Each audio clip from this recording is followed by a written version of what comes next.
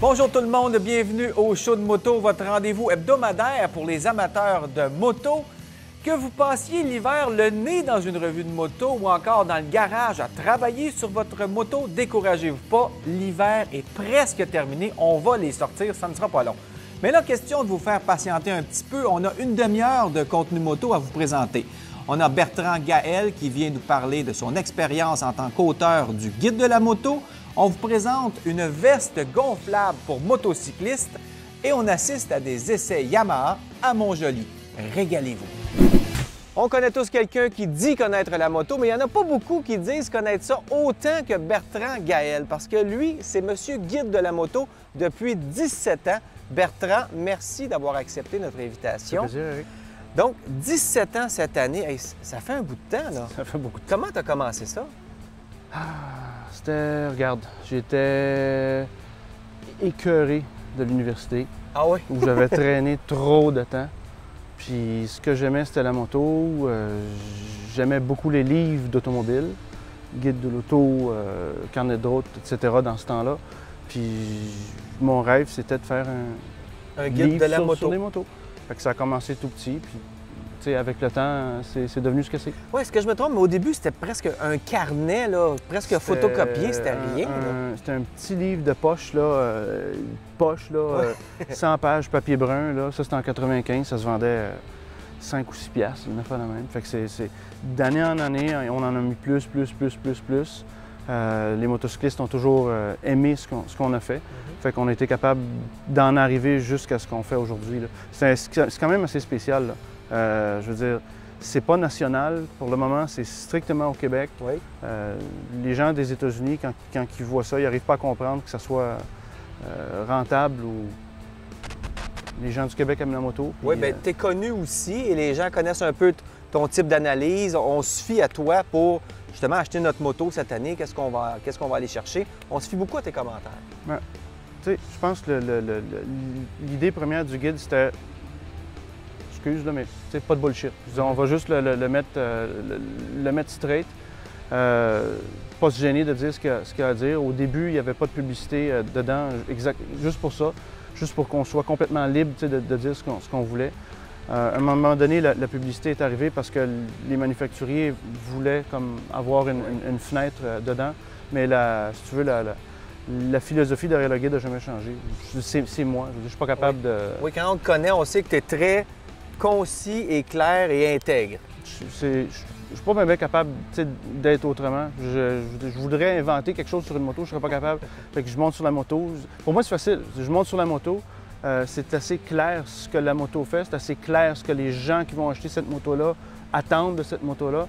Donc, c'est assez clair ce qu'il faut leur dire. Il y a un équilibre aussi entre les gens qui ne connaissent pas tant que ça la moto, les gens qui connaissent bien la moto. Tu ne peux pas parler tellement savant que tu vas perdre des gens qui ne connaissent pas ça, puis tellement bébé gaga que tu vas désintéresser, si tu veux, les connaisseurs. Donc ça c'est peut-être le Est-ce que tu as dû adapter un peu ton style d'écriture justement pour aller chercher le plus large public possible? Probablement que ça s'est fait, mais ça s'est fait un peu tout seul. Je ne pourrais pas dire qu'il y a eu des changements.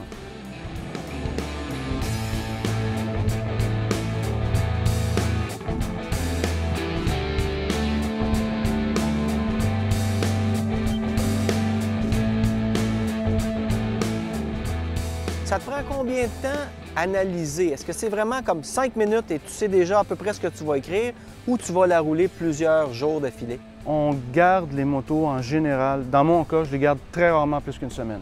J'ai pas le temps. La charge de travail, le lot si tu veux, de motos qui doit être roulé ne me permet pas de les garder plus longtemps que ça. La vérité, là, c'est que depuis le temps, avant de monter sur une moto, je sais à peu près qu'est-ce que je veux aller chercher de cette moto-là. Comme par exemple? Regarde, VFR 1200, je dis, c'est la remplaçante de la VFR 800. Une moto très prisée, si tu veux, très... Populaire. Populaire, mais aussi très encensée. T'sais, elle a souvent été décrite comme la meilleure moto au monde, la VFR 800, la remplaçante. Les attentes sont très élevées. T'sais. Puis là, on arrive avec un 1200 haut. Donc, en partant, les attentes sont élevées. Honda est parti de 14 000 $. est arrivé à 20 000 $.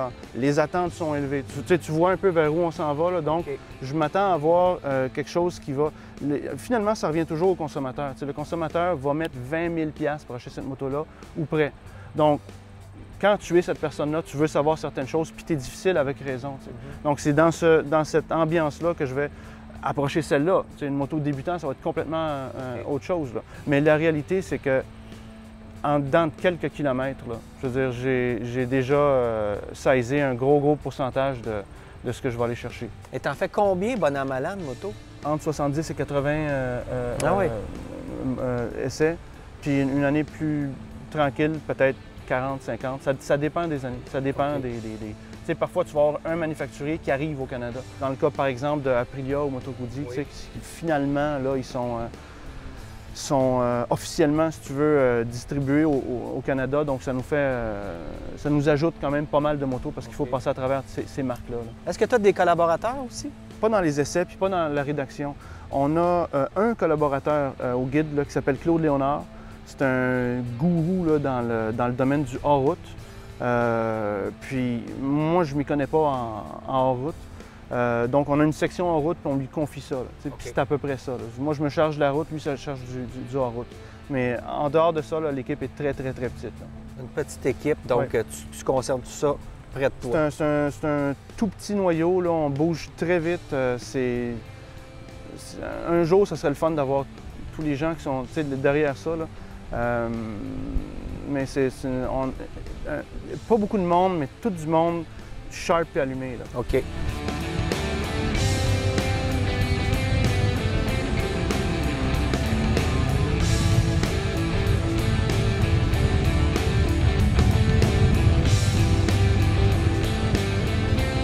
En faisant le guide de la moto, tu as dû constater des tendances généralisées du marché. On a vu que le marché a vraiment diminué il y a quelques années avec la crise économique et tout ça.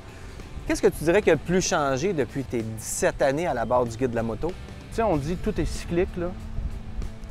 On le voit, le cycle. T'sais.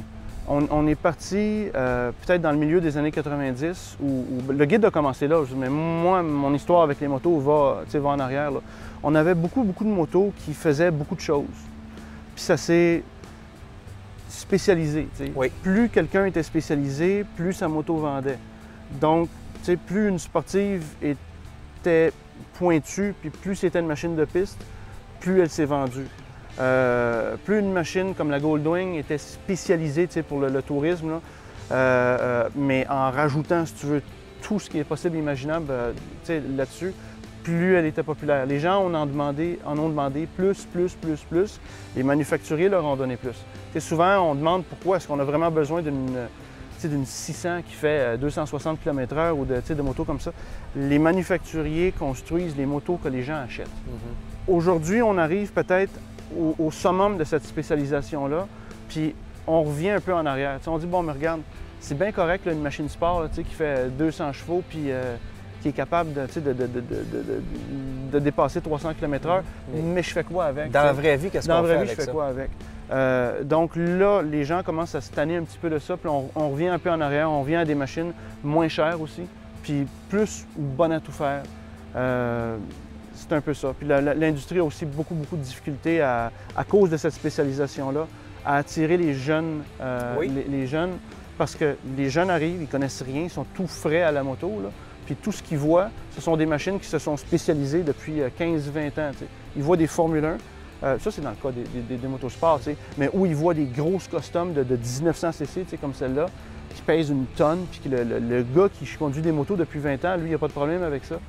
Mais le jeune qui arrive, il est comme... Il n'y a rien vraiment pour lui, là. Bien, Bertrand, merci beaucoup de ta visite. Merci pour ton guide aussi, que tous les gens lisent à chaque année avec beaucoup d'attention. Je suis sûr que tu as influencé plein de choix de motos. Alors, merci, puis longue route à ton guide. Merci.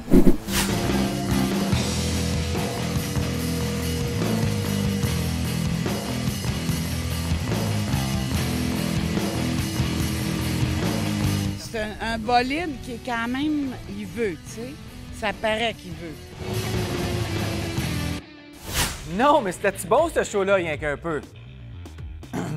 Si vous voulez nous donner de vos nouvelles, eh bien, il y a deux façons de le faire, soit sur notre site web à rds.ca/show de moto ou bien sur notre page Facebook leshowdemoto.tv. J'espère qu'on va recevoir des vidéos ou des photos de vos premières sorties. Merci d'avoir été là et on se revoit la semaine prochaine.